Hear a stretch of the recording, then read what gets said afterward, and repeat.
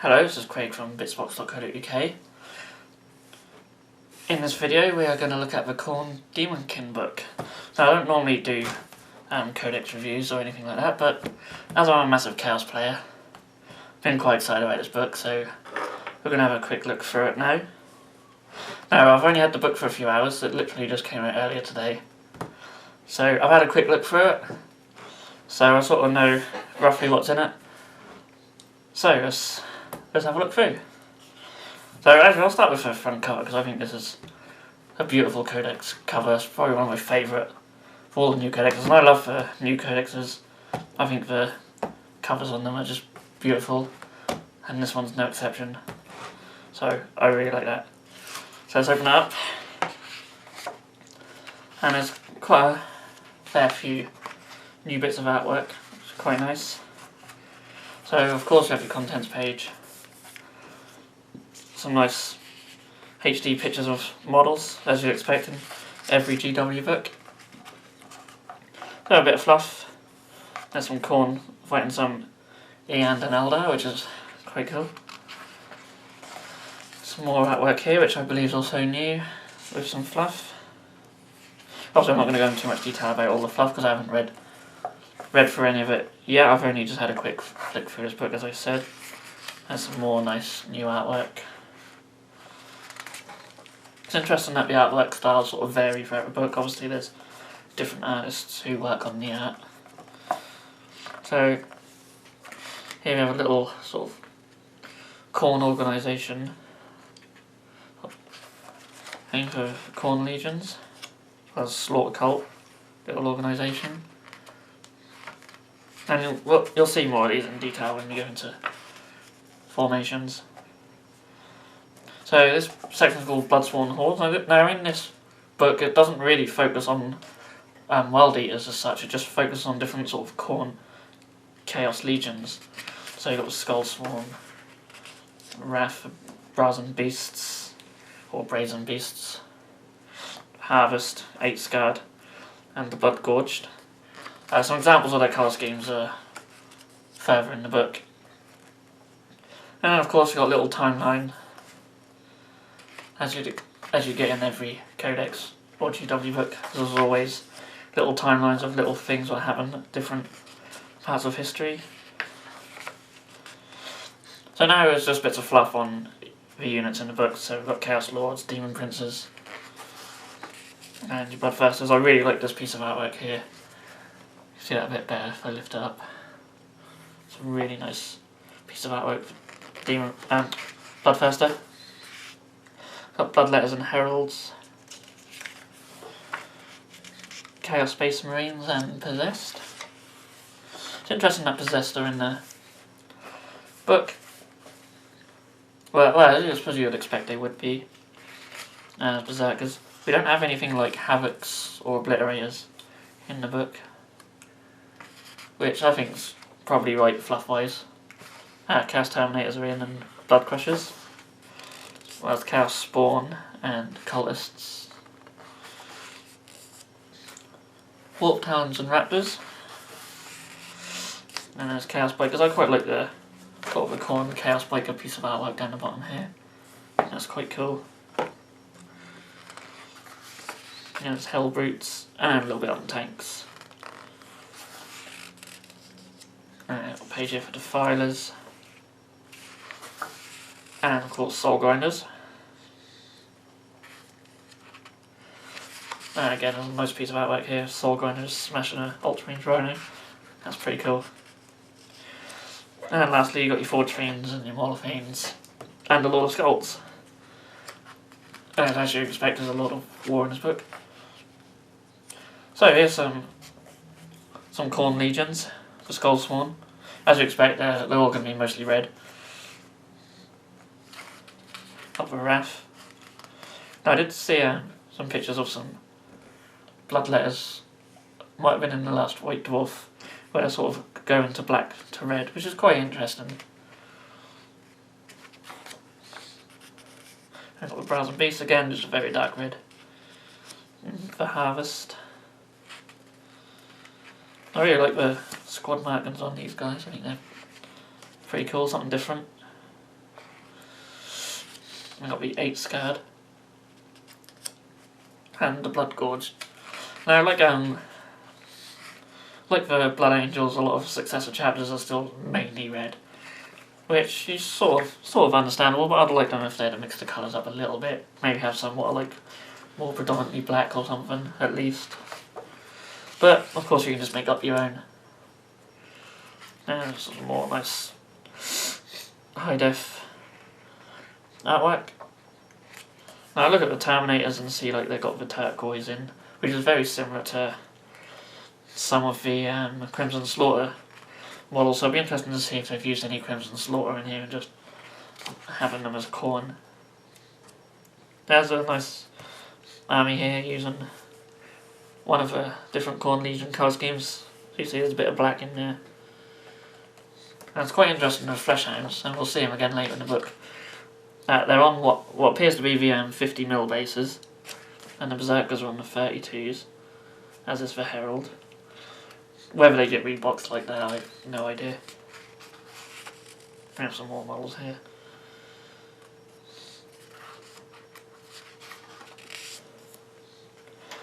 And this is a new section, I believe, of a new Codex. It's just a little heavy metal showcase. I don't recall anything like this in any of the other recent codexes in this format. So it's got different bloodthirsters. There's a lot of skulls. And you've got Bloodletters, Chaos Space Marines, Raptors and Possessed. Seems like just page filler really, as is a lot of these army shots, although they are quite nice. So anyways, now we have the Detachment. So I won't go into massive detail on it, but I will just go over the benefits of it. So you get an extra blood tiff point. I guess it's pronounced tiff or tiff. I'm going to say tiff for now. At each turn, and we'll see what they do soon. And of course you can reroll your Warlord trait. And the restriction is just that you have to have at least one auxiliary choice for every core choice. And I really like the core choice in here, which is for Slaughter Cult. We'll look at that formation later on. And as for War Gear list, so all your regular ranged melee weapons, and as Hellbrute weapons are listed quite interestingly. And then there's War Gear and Gifts of Khorne, which does include Juggernaut. However, they're only available for Chaos Lords and Heralds, as long as they're not in the Terminator armour, of course. Then you've got your artifacts, which we'll look at later.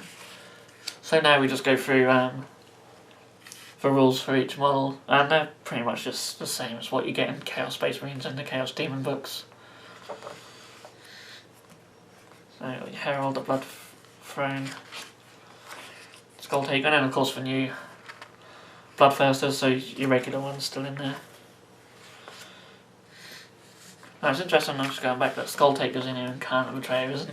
A bit disappointed with that, but it's not the end of the world. And then you've got your other two types of Bloodthirster. Chaos Cultists. Now with a lot of troops, they come with 8 models as default rather than 10, which is quite interesting. So Chaos Cultists are 58 points for 8. Then you've got your Chaos Space Marines, who also start off at 8. You can still go up to the normal amounts of like 20 or 30 for the Cultist and 20 for the Chaos Space Marines. So you still can have the same maximum, but it's just a minimum spot, start off at 8. And again with the Khorne Berserkers and the Bloodletters.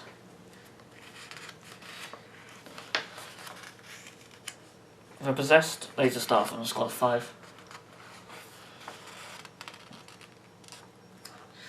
And we have Chaos Terminators and Blood Crushers. Chaos Spawn and the Rhino, and also Bikers.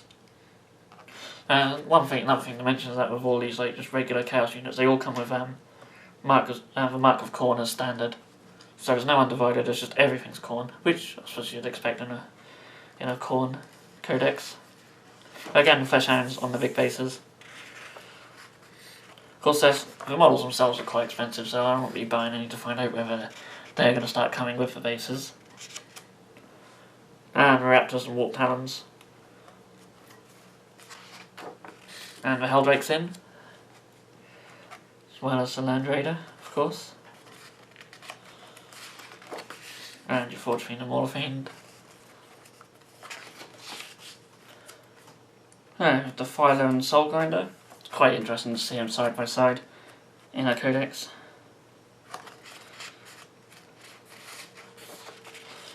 And then the Hellbrute. And the Skull Cannon. Which is just one model I just really dislike. I just think it's just so ugly. But it's something I'd like to try in a game. If you open the pages. And finally, your Lord of Skulls is your Lord of War choice. So, nothing new there, but of course, the formations are. So we start with the Slaughter Cult. So it's quite flexible. You can choose one HQ unit from a Chaos Lord, Demon Prince, Herald, Blood Throne, Bloodthirster, or Unfed Fury, so that's just a regular one, or Skull Taker. So you can choose any one of them. Then you can have 2 to 8 units in any combination of Chaos Space Marines, Khorne Berserkers or Bloodletters. You have to have at least one squad of Possessed, which might be the only weakness of the Slaughter Cult, because I'm not a massive fan of Possessed. So you can have 1 to 4 units of them, and then it's 0 to 2 units of Chaos Cultists and Chaos Spawn. So what I like about this formation is that every time you spend 1 or more of your blood TIF points, you can choose a second result from the table that has a lower value than the first, as long as it's not a value of more than 4. And then that applies to all the units in the formation, which is very nice. It also has a blood sacrifice rule, which is quite interesting. As, when your Chaos Cultists fail a morale check, you can choose to remove them as casualties. I don't really see why there's any advantage of doing that, but it's there. I suppose it's for a blood TIF point, of course. So I suppose, yeah, it's got that benefit. So, yeah, sorry. So then we have the Brazen or Brazen Onslaught, which is 1 to 4 units of Terminators and 2 to 4 units of Blood Crushers. Basically, their special rule is if they're in a combat and they're outnumbered, they all get an extra attack each, which isn't too bad. If you plan on using Blood Crushers and Terminators, then you certainly should consider this formation. So this formation is, the next one is Khorne's Bloodstorm, and that has 2 to 4 units of Raptors and 1 to 4 units of Warp Talons, as well as a 0 to 1 on Helldrake, and they all just get +1 strength to hammer Wrath attacks. It's not something I would personally take myself.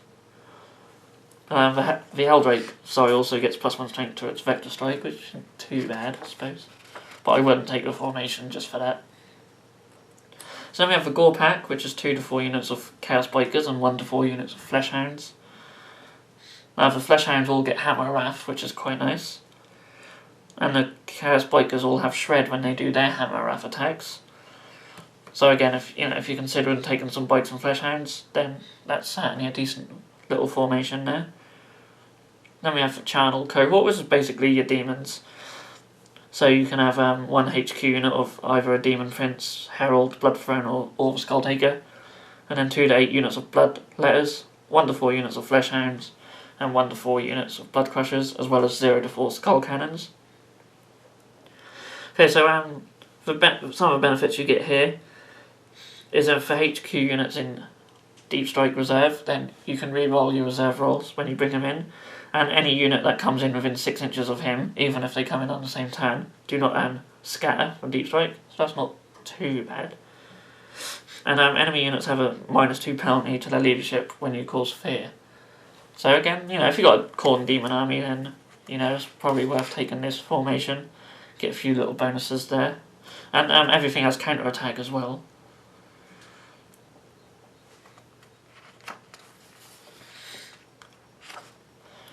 So there are the formations. And again, we just have some more white shots. So you got your warlord traits. So I won't go into too many details on. But they're not too bad. They're obviously not game changing, as warlord traits never are. But they are better than some warlord traits you see in some of the books. So pretty decent. Then you got your blood tiff table. Or blood type. I still don't know the correct pronunciation of that. So yeah, you might have seen these on rumour sites as well. So you know what they do, but you can get adamantium will all the way up to getting a bloodthirster. I quite like even like just for 2 points you get furious charge and rage, which if you're planning on charging that turn is just brilliant. As well as feel no pain. And you get +1 attack. So even like some of the low stuff, is really good. And of course if you're taking the formation what lets you get another lower one, you could get feel no pain as well as furious charge and rage for a turn, which that could be a game changer. So now you just have your war gear. So nothing new if you've got the Chaos and Demon books. Until of course you get to until you get to the artifacts of slaughter. So these are basically your relics. Got the Gore Drinker, which is a pretty decent weapon.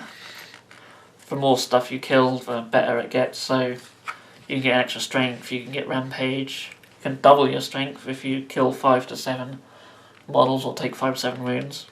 And then on 8+ you get instant death, which is quite cool. If you charge your lord or whatever model's got this weapon into just something like Orc Boys or Grots, other cultists, any other sort of weak troop choice in combat, you can soon buff him up quite quickly. Now it's AP2 and unwieldy, so you've got to charge him against something he'll survive against at least. For Bloodforged armour, which is quite expensive, but it does give you a 3+ save with Eternal Warrior and Feel No Pain, and you can give it to a Demon Prince, which is quite good. Obviously it will be quite expensive, but to give him the option of Eternal Warrior, back like in the old days, and Feel No Pain, you can make him quite buffed. Even with a Lord on a Juggernaut, that could be quite amazing. But it's a lot of points, but well worth it.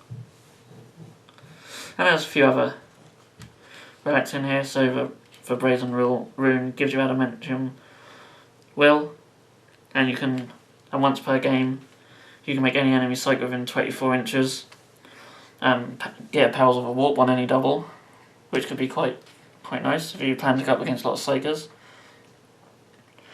Then you just got a Power Sword, which can generate an extra blood tiff point.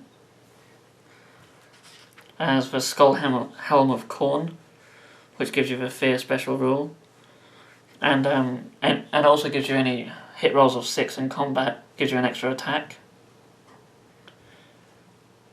Quite good. And then lastly you've got an Axe of Ruin. So basically with this axe, and this is again another expensive piece of war gear, but basically if the bearer with the axe dies, then he's replaced by a Bloodthirster of Unfettered Fury. So essentially you're getting yourself a free Bloodthirster, even though you pay a lot of points for the weapon, which causes instant death on a 6 as well as being an AP2 axe, which also isn't unwieldy by the looks of it.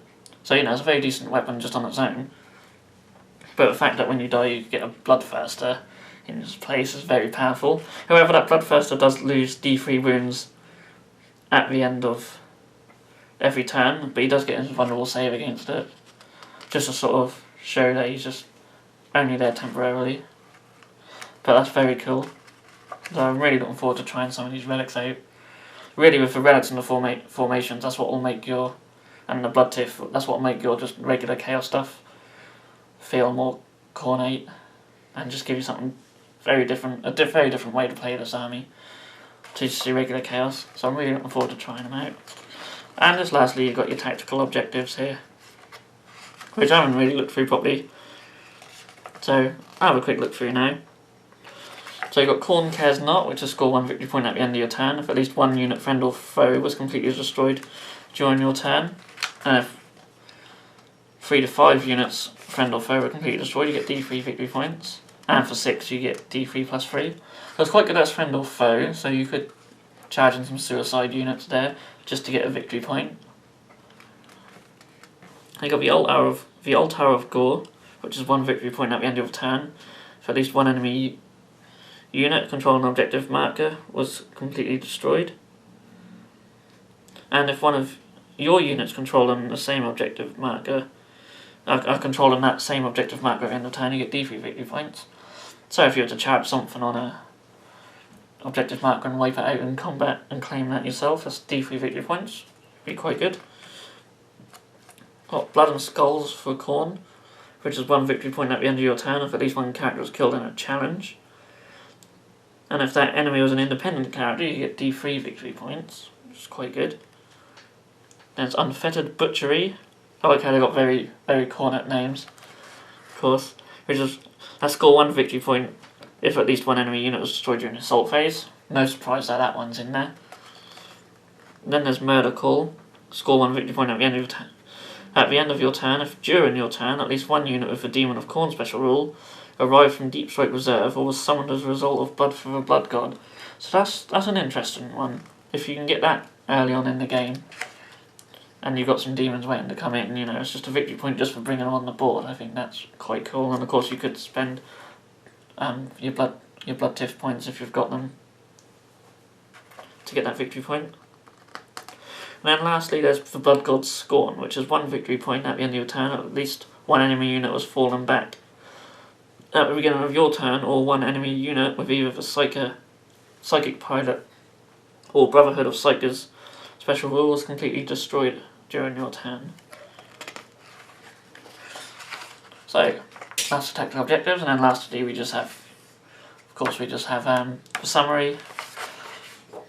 There's no folding out pages no more. I don't know if the last few codexes had them, but I never got on with the pages that folded out with the whole summary thing, so I'm glad they've just done it normally now. And, you know, it's not hard to find the back page, so that's good. So that is Khorne Daemonkin. Very excited about the book, very excited to have a few games with it. So hopefully in future battle reports you'll see them. They might even turn up in our upcoming campaign. We shall see. So I hope you enjoyed this video, and I'll see you next time.